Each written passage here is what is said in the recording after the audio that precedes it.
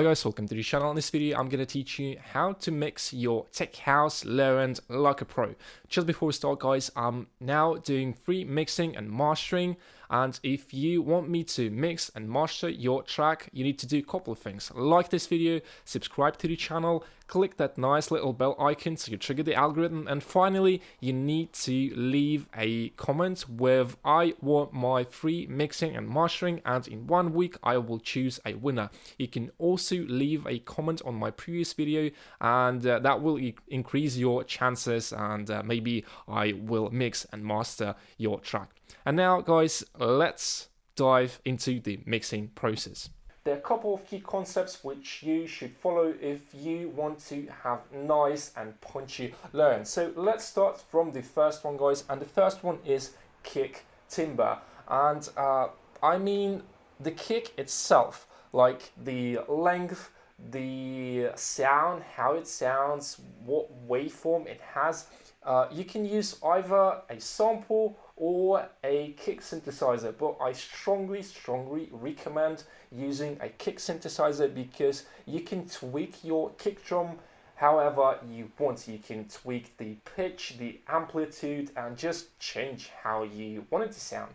And I mean, yeah, you could use samples, but it won't give you the same results which you can achieve with using a kick drum synthesizer. So in this tutorial I'm using kick synthesizer, and now let's listen to kick and bass in solo so you get the idea how it sounds.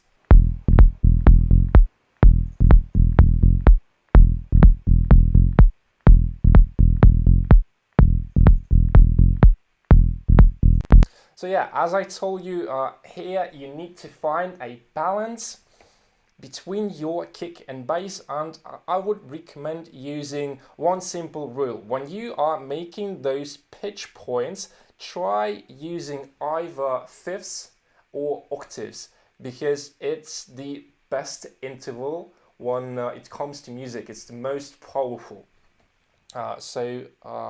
Let's go back and have maybe we can change something like that. Yeah, and it sounds pretty good. And from here we go to the amplitude, and basically all you need to do here is find the right volume so it works together with your bass. If you want me to do a separate tutorial on how to make a kick in this synthesizer, let me know that in the comments below, and I will do that in my next tutorial guys. And yeah, this is about the kick timbre. Now let's move to the second tip, and it's about kick and bass timing. It's so important guys, because I see a lot of you struggle with low end because you just don't get or don't know this information. And let me try and explain it in a very simple way. So when we are talking about kick and bass timing, there are a couple of ways you could check how long your kick is.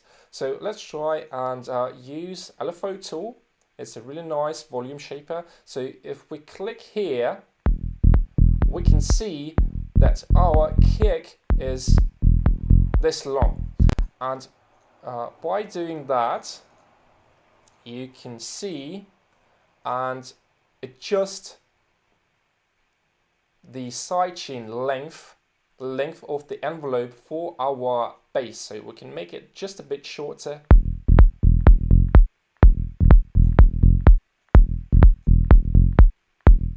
And the same thing with the bass as well. So if you have a long kick, you need to have a short bass, and if you have longer bass, you need to have a shorter kick. It's very simple. So either of those is long or short. So remember that when you will be working on your next song, next track, well, on your kick and bass. And yeah, that is about the timing, because if we make our kick, so let me show you an example. If we make it too long,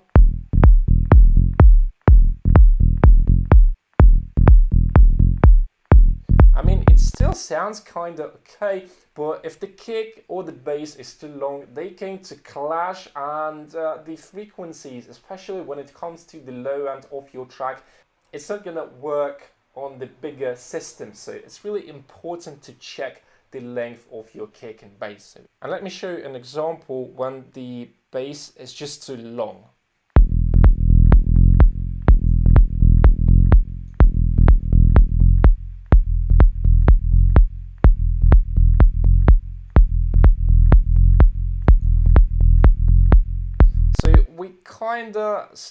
It sounds kind of muddy, but because we have sidechain, it still sounds okay. But if we listen on the master channel, here's one more tip for you guys: how to check if your kick and bass, if your low end in your track is fine and sounds good. Try applying a filter or maybe an equalizer, doesn't really matter, as long as you cut the very high frequency. So I just solo 120 hertz, and now we are listening just to the sub part of our track, and now we can decide, all right, my kick and bass sounds fine, that means I've done everything right. And if I hear that it's kind of rumbling, is like doesn't sound really good, that means that you need to work on the timing or on the side chain.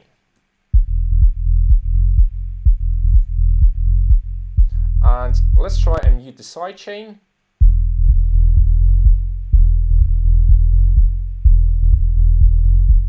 So this is a bit exaggerated, but I hope that you get what I mean with the timing of the kick and bass.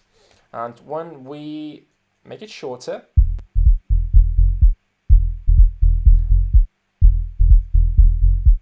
so even without the side chain, it still sounds kind of okay, because the kick and the bass are in the same key. It's really important one.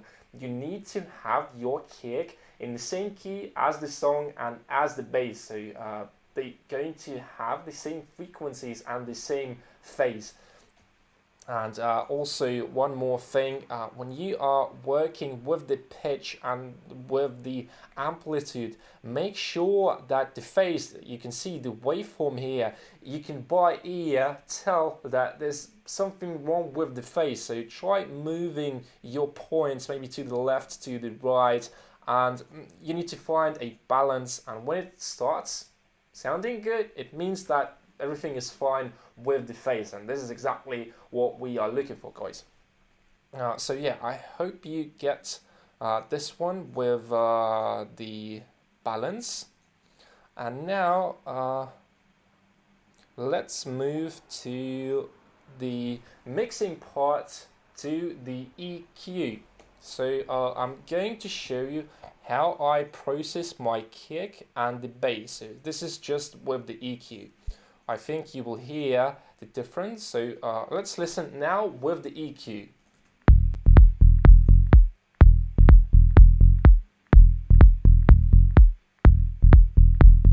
And now I'm going to mute the EQ.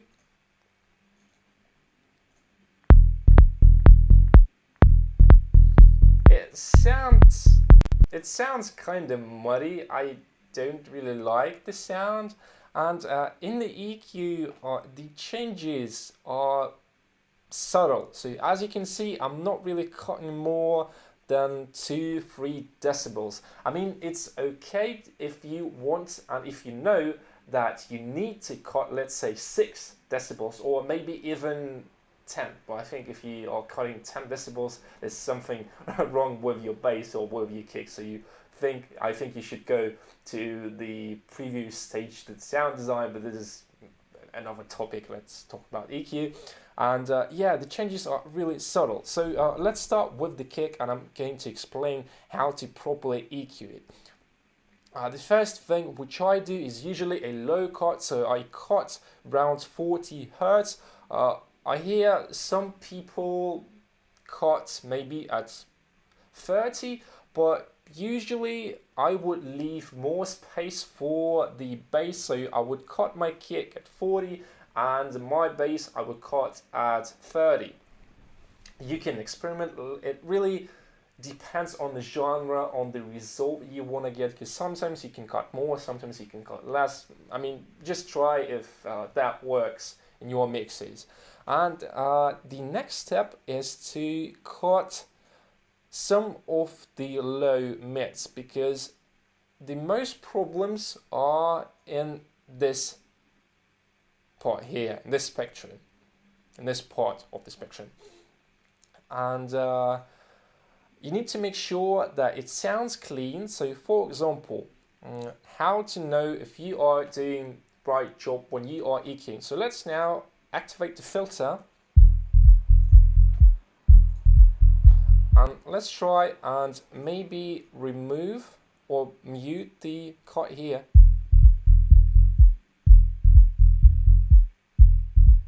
You can straight away hear that when we have removed this cut, it sounds a bit muddier, and when I apply it, you hear that the sub frequencies are now much cleaner, and the kick and the bass, they work good together. And for the kick, you can also cut some of the mids. So for example, maybe at 400, it sounds nice, and maybe at 1000. So by that, when we are doing that, when we are cutting our mids, so basically what we are doing, we are making this curve when we have like cut here, and we have our bass and highs which are somewhere here, and the mids are somewhere here. So we get that nice and subby kick with that nice click. Because I like those kind of kicks, because some people may like when there's a lot of middle frequencies, but it's just a matter of taste. So try this out, and maybe this works, maybe you can do something else. But in general, those are the EQing tips for the kick. And also you can try and by ear, because now since I've been doing music for a lot of years, I can by ear hear that I need to cut, like, let's say somewhere here, which is at 80 hertz, and you need to train your ears, guys. So try EQing and then listening what you've done, and by that you're going to train your ear, train your hearing, and it will be easier to EQ and to recognize the frequencies basically. And one more thing which I've done, I've boosted just a little bit, so it's half of the decibel at 50 hertz. So it's the fundamental harmonic, the very subby, and I've boosted it just a little. So yeah, basically this is how you EQ your kick. And one more cool technique is that let's mute this one, and where's this one? Oh yeah, it's here. So you can see, guys, that I'm cutting here at 200 and I'm boosting at the same time, and this gives really nice a contrast, kind of, because if I don't do that, yeah, I think it sounds a bit muddy, but this can add nice punch to the kick. So play around with the frequencies, and I think you will find the ones which work for your kicks and basses. So yeah, I think maybe we can just cut the 200. I think it's not even necessary to boost 300 here, but you can do that in a lot of cases. For the bass, guys, it's even easier in most cases. If your bass, if you got the timbre, the sound right, you just need to make a space for your kick. As you can see here, I've freed some space for my kick, or I think it should be here. So it's about 1.6 decibels. Yeah, at 50. I want to cut at 50 because at 50 it's our fundamental harmonic of the kick, the subby one, and by doing that I'm freeing up the space for my kick drum.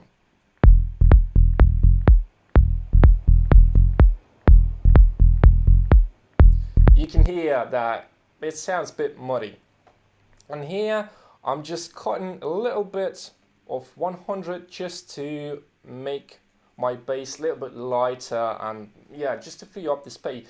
The main purpose of EQing is to free up the space, guys. Really simple. And now I'm doing basically the same thing, just boosting 200 here and cutting some of those frequencies. And if you do like this, you can now boost a little bit here when it comes to the kick, because we free up the space in our bass.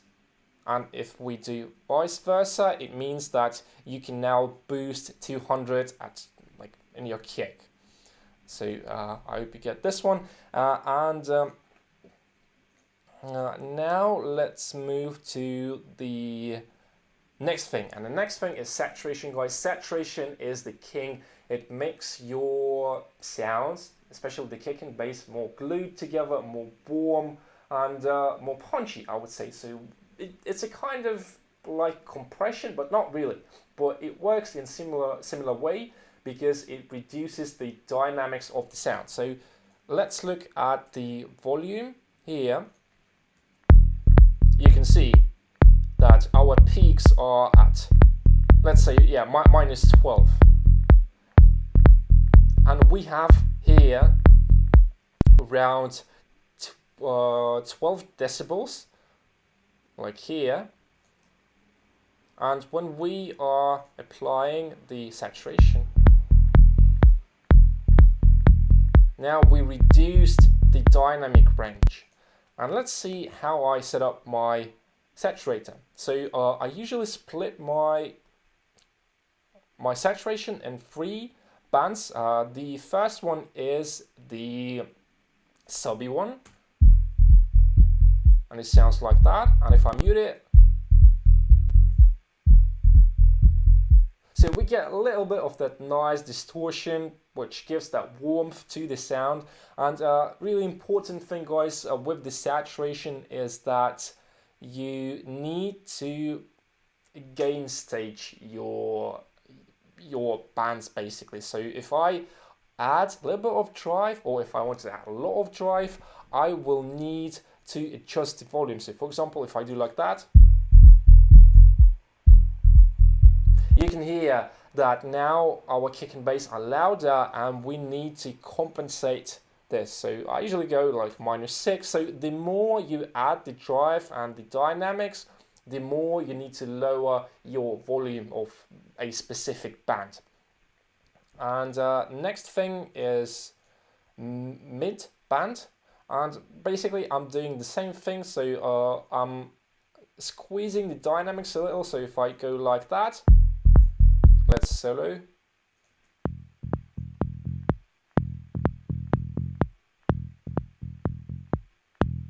You can hear that the sound becomes louder when we squeeze the dynamics. So you can play around and find a value which works for your specific kick and bass. And yeah, basically it's the same concept, the same logic. And now let's move to the last band, and this is the very high band, very high frequencies. And you can add nice click to your kick, basically.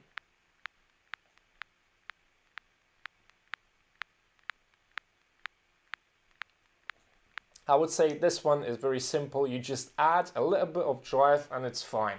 But on the previous ones, I've done some EQing, so I've boosted some bass, I've reduced some mids, treble and presence, so I've just left the very nice bass sub frequencies. And yeah, basically that's it with the saturation. Really cool thing. And don't forget to use the linear phase mode, since it's the kick and bass and we don't want to have any phase issues, any phase problems. Now let's take a look at this one. This one is not necessary, but it's like a tape saturation emulation, just a cool one, a cool plugin which I'm using. It's called Acoustica Audio Torp, or however you call it properly. You can see the name here, and it just adds a little bit of the retro vibe, since I really like those analog simulations. So you can use that if you'd like, but it's not necessary. And the thing which I've discovered for myself is multi-band dynamics. Yes, it can easily ruin your sound, but if you use that properly and wise, it's going to glue your kick and bass together. So let's listen with the compressor.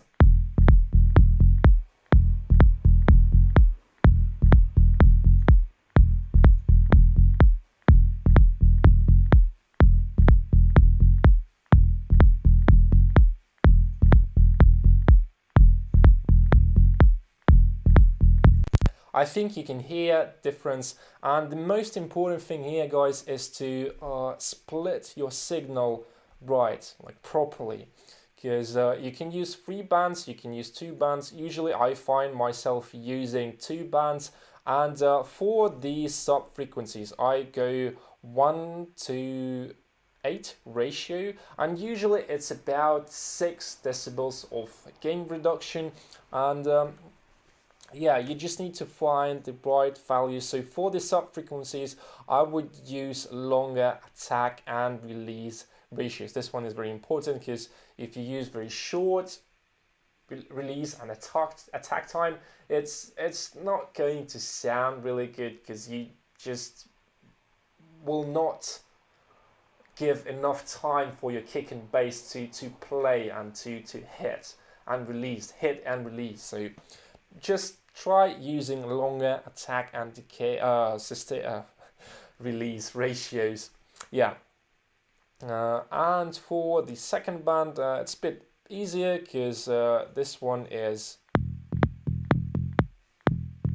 more high and mid. So yeah, this one is 40 attack time and 73 release. And for the bass, the sub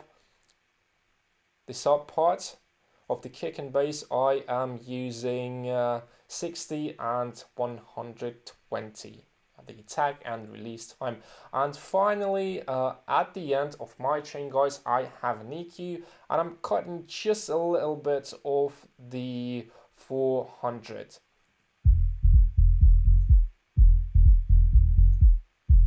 It just makes the kick and bass a little bit more cleaner.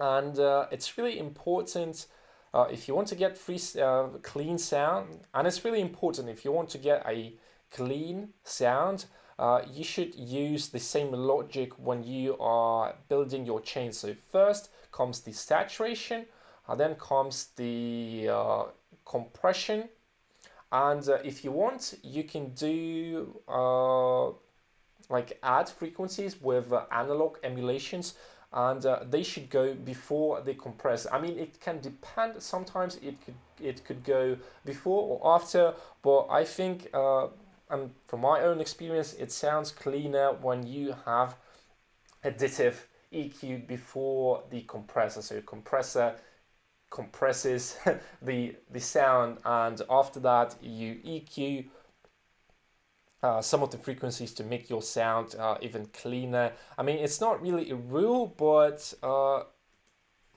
just find myself doing that because it sounds cleaner for my ear. You can experiment with the effects on your chain, like the order of the effects, and find what works for you. And yeah, let's now talk a little bit about some bass compression. It's not really necessary, but you can do some compression on the bass, and as you can see, it doesn't really do like a lot of gain reduction.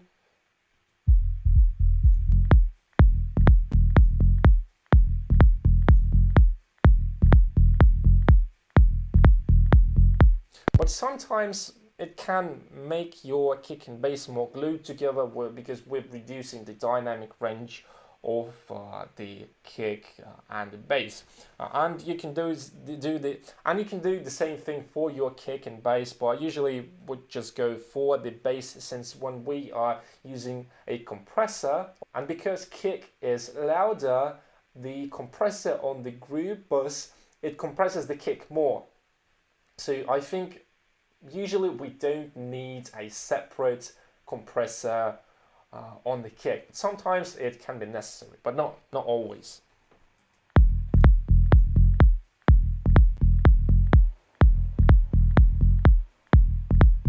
Yeah, I think it just sounds a little bit cleaner.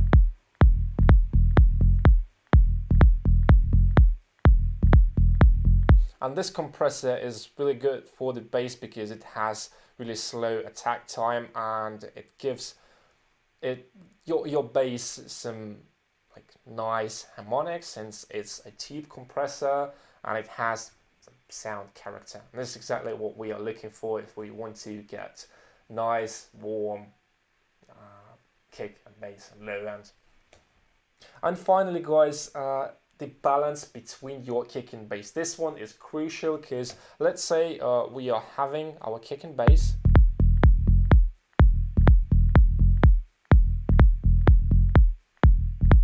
And the bass is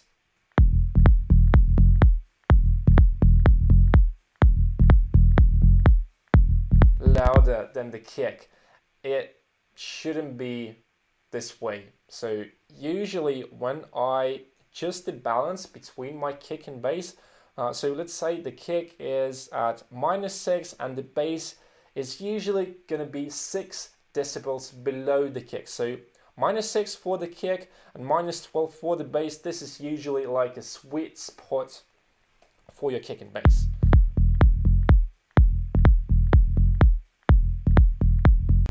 And yeah, guys, this was basically it.